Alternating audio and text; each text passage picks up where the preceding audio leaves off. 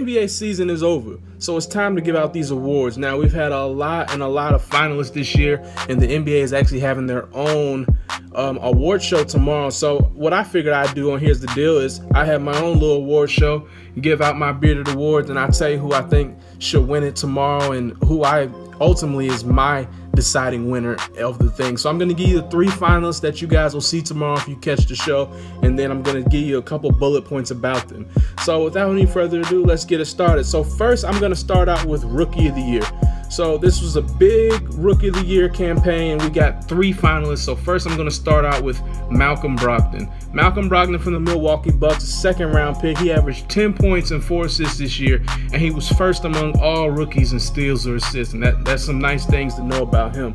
Joel Embiid averaged 20 points, 7 rebounds, and 2.5 blocks in only 31 games. His scoring average was 28.7 on a per-game, 36-minute basis, and that's second among rookies all-time, only behind Wilt Chamberlain. And last but not least, we got Dario Saric, swingman from Croatia. He averaged 12.6 rebounds and 2 assists and really stepped up big time when Joel Embiid went down for the 76ers. He also led all rookies with 5 games where he had at least 20 points and 10 rebound games. So with that being said, for me, the Rookie of the Year is still going to go to Joel Embiid. Now, I wasn't under I didn't think he should win because he only played 31 games, but he's still a finalist this year, and with those type of stats, he's the runaway winner for Rookie of the Year. So that's who my Rookie of the Year is. It's Joel Embiid. Next. Now we got the Most Improved Player of the Year. Now this one gets a little bit trickier because all 3 of these guys really stepped up this year and showed that growth and showed that maturity in their game. So first I got Rudy Gobert. He increased his scoring average from 9 points to 14, career high in rebounds with 12.8, which was 4th in the league, and he helped the Jazz get ranked 3rd in defensive efficiency last year. So that's a pretty big step for the big man. Next we got Nikola Jokic from the Denver Nuggets. He raised his scoring, rebounding, assists, and his field goal percentage this year.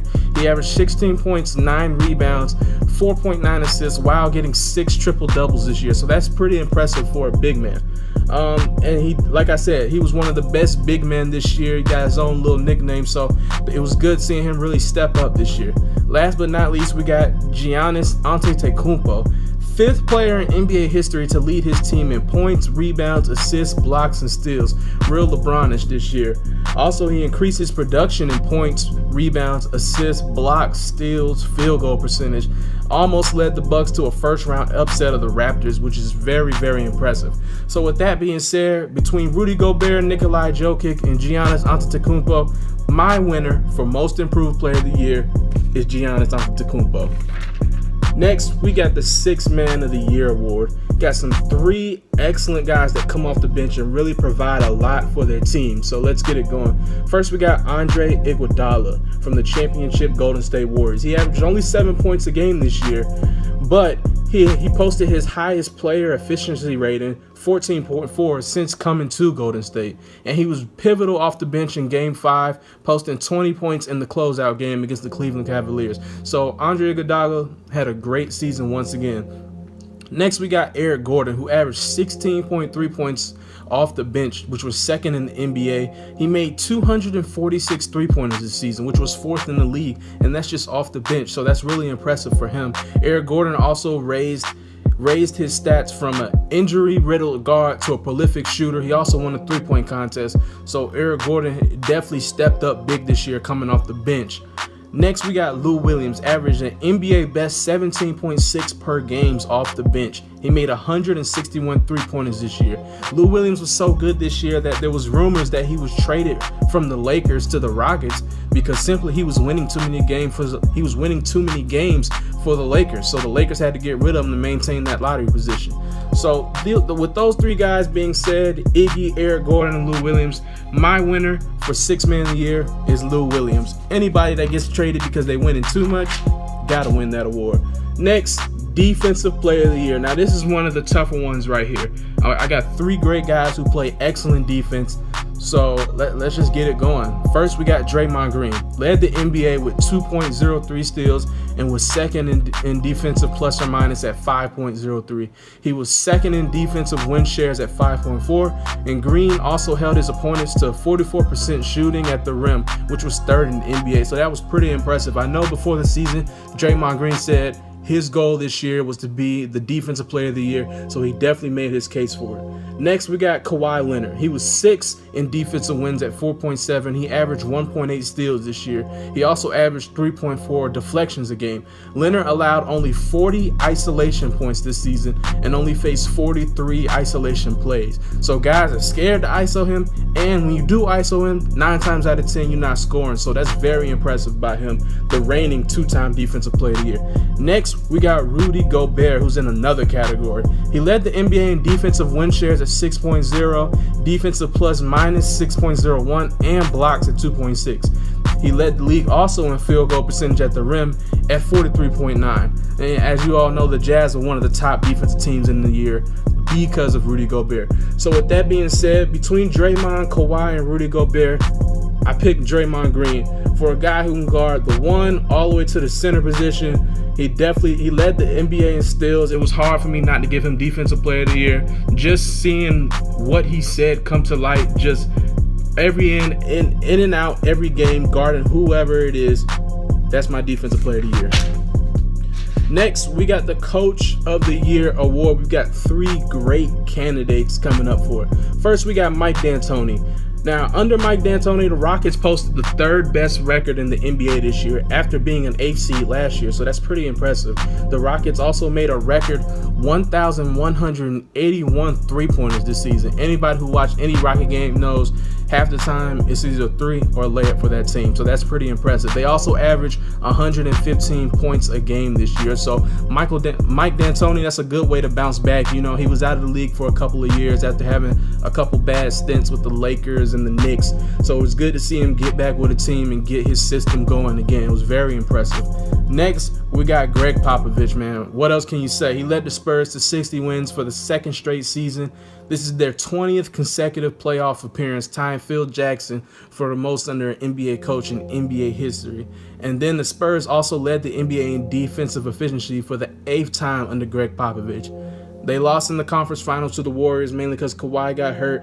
But man, once again, another year of excellence from Greg Popovich and that team. It's good to see them always winning. Next, we got Eric Spoelstra from the Miami Heat. Now, a lot of people scratch their heads at why they'd even make the playoffs, but they had the biggest turnaround in NBA history. The Miami Heat started the season 11-30, and they finished the rest of the season at 30-11. A big turnaround there. I believe they were only about a game or 2 out of the playoffs, so that was huge. And they were only the 2nd team in NBA history to post a double-digit win streak with no All-Stars on their team, and that's pretty impressive. You know, they got Hassan Whiteside, James Johnson, Tyler Johnson. It's amazing to see what he did in that turnaround time. I'm eager to see what they do next year to build upon what they did. But with that being said, for my Coach of the Year, I'm going with Mike D'Antoni. He took that 8th seed Houston Rockets team, turned them into the 3 seed, broke the 3-point record that the Golden State just set, averaged the most points on offense this year. It was just amazing watching the Rockets play this year until the playoffs, of course. So that's my Coach of the Year, Mike D'Antoni. Great bounce back. And now for my final one, the hardest one.